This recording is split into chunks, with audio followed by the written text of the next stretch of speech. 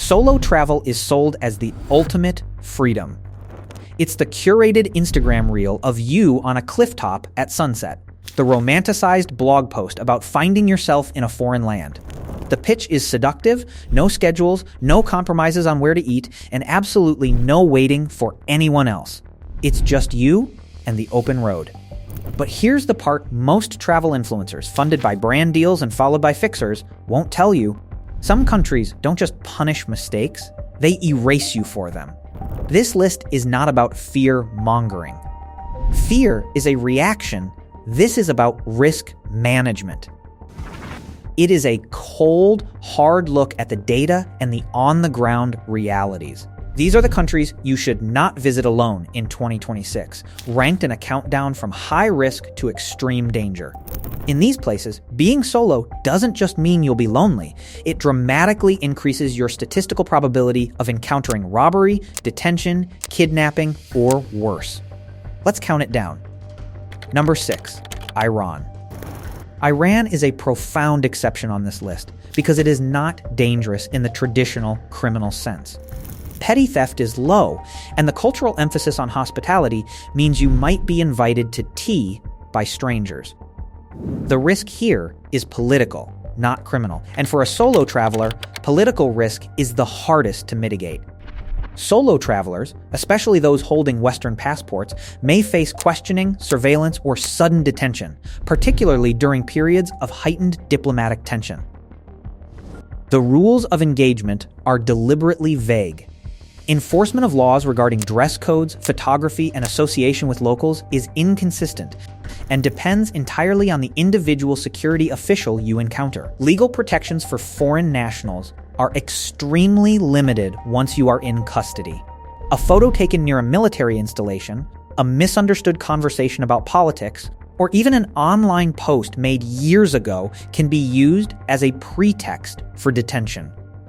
When you are alone, there is no embassy access guarantee, no companion to advocate for you, and no one to inform your consulate if you simply disappear for a few days.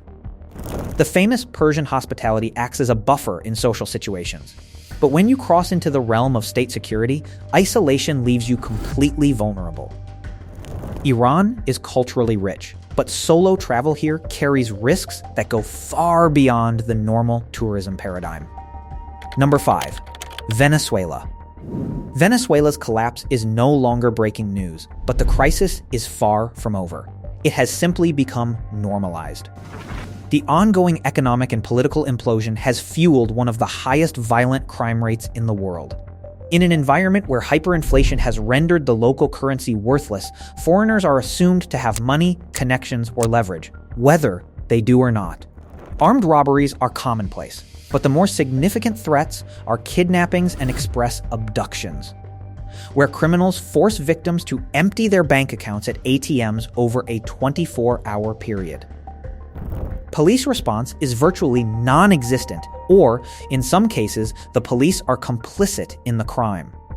Emergency services and medical infrastructure are inconsistent at best. Traveling alone here doesn't just increase your statistical risk, it changes how you are perceived. A pair or a group looks like more trouble, more people to fight back, more witnesses to identify perpetrators. A solo traveler looks like an easy, low-risk payday. In Venezuela, isolation doesn't just feel lonely. It signals opportunity to a criminal ecosystem that is desperate and organized. Number 4.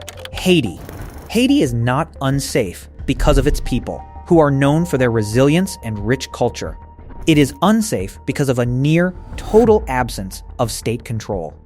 In 2026, large parts of the country, including critical roadways leading in and out of the capital, Port-au-Prince, are effectively controlled by armed gangs.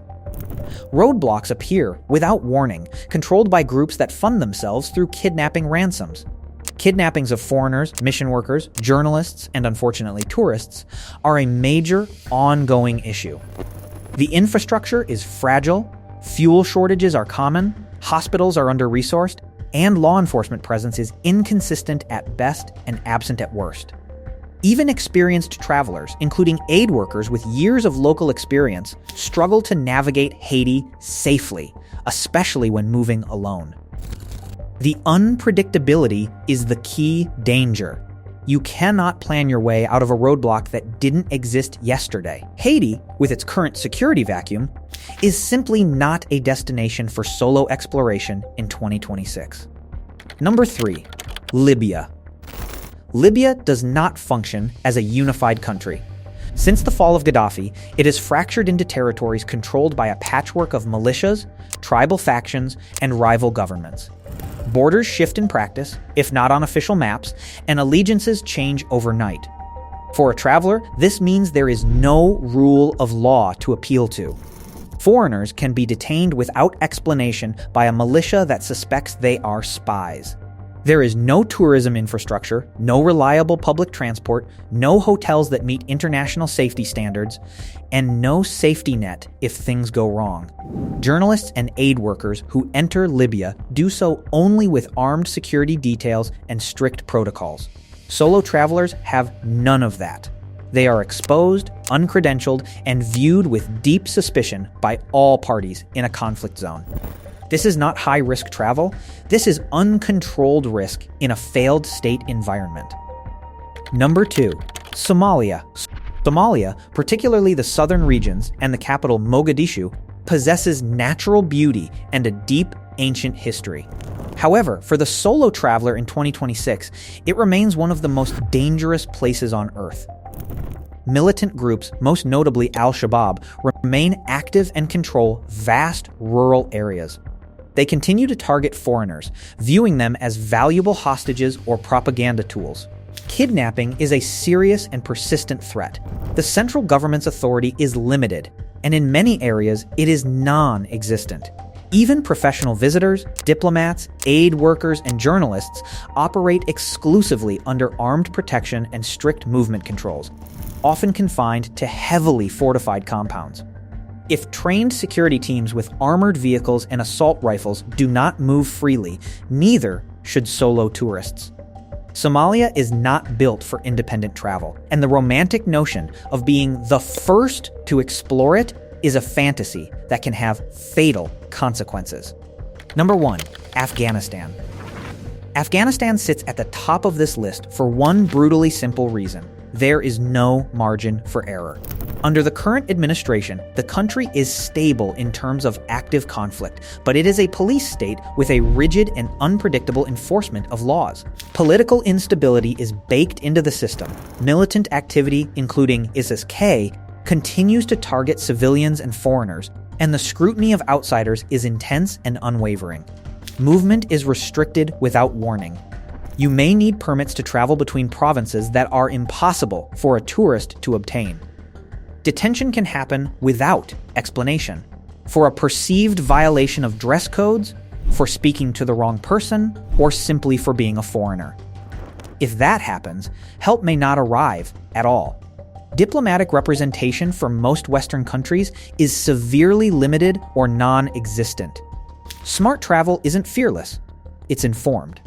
It's about knowing the difference between a challenging trip and a dangerous one. There are dozens of countries, from Portugal to Japan to Chile, that are absolutely perfect for solo travel in 2026. These 6 simply aren't them. Choose wisely. Travel smart. And always remember, some journeys, especially through the most volatile parts of our world, are better shared.